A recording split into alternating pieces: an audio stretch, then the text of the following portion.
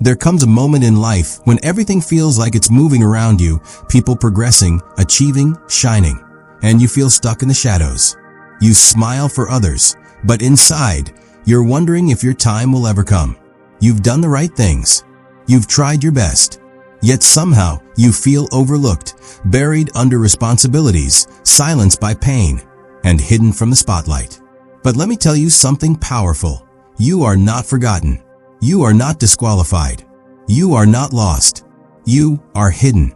And there's a world of difference between being lost and being hidden. Being hidden doesn't mean you're invisible to the one who's shaping your journey. It means you were protected while he prepared you. You were covered, not because you were weak, but because you were sacred.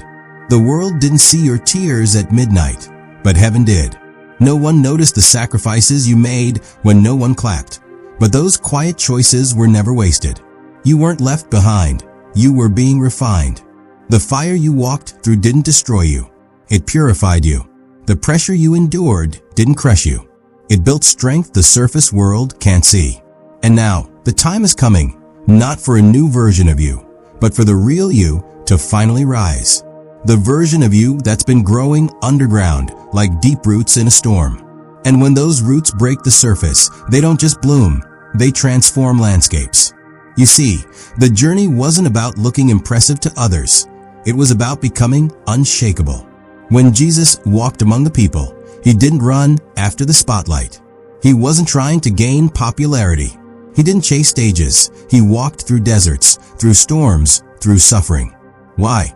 Because real identity isn't crafted in applause. It's revealed in surrender. And just like him, your true self is not being manufactured now. It's being unveiled. The you that held on in silence, that chose integrity when no one was watching, that kept walking when quitting felt easier. That's the you the world needs to meet now.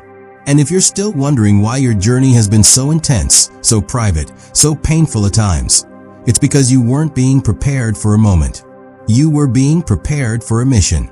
You see, pain has a way of either breaking you or building you. And what made all the difference in your life was the kind of cry you released when it hurt the most. While others were begging for the pain to end, you whispered something deeper. You didn't cry out for escape, you asked for purpose. You didn't just want the storm to stop, you wanted to know what it was shaping inside you. And that, right there, is the sound of spiritual maturity. When Jesus knelt in the garden, knowing the cross was ahead, he didn't say, "Take this all away." He said, "Let your will be done." That's the cry of someone who has grown beyond comfort. And when you made that choice in your own garden, when you stopped asking why me and started asking what for, you crossed over into deeper ground. You grew beyond the need for easy answers. You stepped into a place of meaning over convenience. And that's why you're still standing. The truth is, the deepest transformation doesn't happen when things go our way. It happens when we find courage even when they don't. The world applauds outcomes, but heaven watches for your response in the middle. And you kept showing up, not because you saw immediate results, but because something in you said, "I wasn't made to give up." That kind of resolve isn't built in classrooms. It's born in crushing moments where your only strength is your surrender. And that surrender, day after day, is why you're still in the race. You surrendered your pride. You laid down the dreams you once thought you needed. You said no to shortcuts that would have made you popular but left your soul empty. And even though it hurt, you let go of what was comfortable because you knew it wasn't complete. That is not weakness. That is the deepest kind of power. The kind that chooses obedience over opportunity, depth over display, truth over applause. So now I need you to hear this clearly. What you lost was never meant to define you. What was stripped away was only removed so that what's eternal could emerge. Stop mourning what left and start celebrating what survived.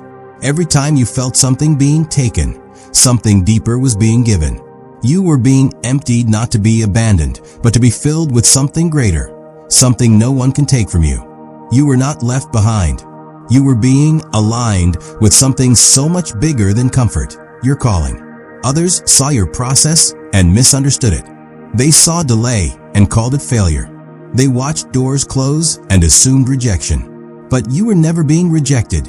You were being redirected. The process you walked through was never random. It was holy. And everything you released made room for a greater measure of what was always meant to fill you. You didn't just endure, you evolved. You didn't just survive, you were reshaped.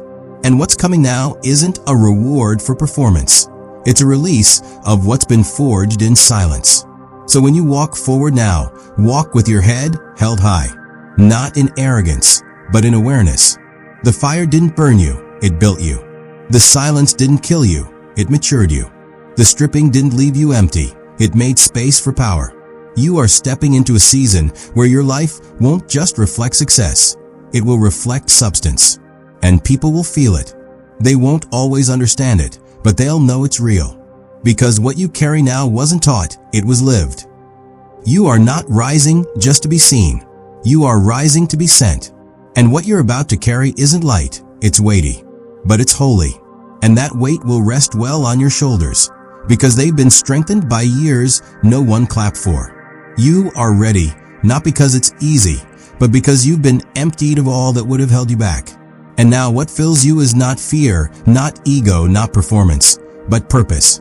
So don't shrink. Don't doubt. Don't explain away the fire you carry. You didn't ask for this. You were formed for it. And now that the veil is lifting, don't hide again. Let the world meet the version of you that was shaped in the valley, that was forged in surrender, and that walks not to be seen, but to make a difference. Now that you've endured the fire, it's important to understand this. You're not just rising to feel better. You're being sent to make things better. Your journey wasn't just for your healing. It was your training for something far greater. You're not here to collect blessings. You're here to carry responsibility. You're not just favored, you're assigned. You've been given something weighty, something sacred. And it's not a platform, it's a mandate. There will be moments where doors open and rooms shift as you enter.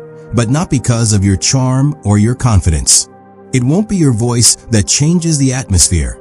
It'll be the presence within you. Because when Jesus sent his followers, he didn't send them with titles or prestige. He sent them with authority. Not the kind the world respects, but the kind that heaven responds to. And that's what you carry now, not noise, but power. Not fame, but fire. And as you walk into this new season, where favor follows you, where doors open that you didn't knock on, remember this. It's not about you. This isn't about your personal breakthrough. This is about the legacy you're called to leave behind. What you're stepping into is not just a reward. It's a responsibility to shape the future for others. Every act of obedience, every decision to remain faithful, every moment you chose truth over trend, it's building something that will outlive you. You will look into the eyes of people who feel hopeless and speak not from theory, but from testimony.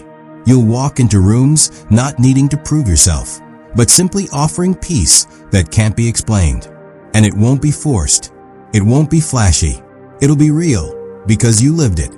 And that kind of authority can't be faked. It's born in surrender. It's shaped in silence. It's sealed in fire. You may be misunderstood. You may even be resisted, but don't let that stop you. Jesus was misunderstood too, by the very people he came to save. So don't expect the masses to get it. You were never called to blend in. You were set apart to stand out, not for your own name, but for his purpose through you. Let go of the need to be accepted by everyone. You don't need their validation when you've already been commissioned. So keep walking, keep speaking, keep loving, with a boldness that confuses the comfortable. You're not here to be safe. You're here to shift things. You've asked for his will, and he's heard you. But now understand, his will isn't always the easy road. It's not comfort, it's transformation. It's not the crowd, it's the cross. But the cross leads to resurrection. And what's rising in you now is resurrected purpose. So rise, not in ego, not in pride, but in confidence. Confidence that you are aligned, assigned, and anointed. And as your influence grows, so will your responsibility. Stay grounded. Stay humble. Stay connected to the source. Because you are not here to impress the world. You are here to transform it, one act of faith, one word of love, one step of obedience at a time. This is not the end of your story. It's the beginning of your impact. Let your life speak. Let your surrender shine. And remember, the same voice that called you out of hiding is the voice that will carry you forward. You were born for this. You were shaped in fire for this. You are ready. Now walk in it.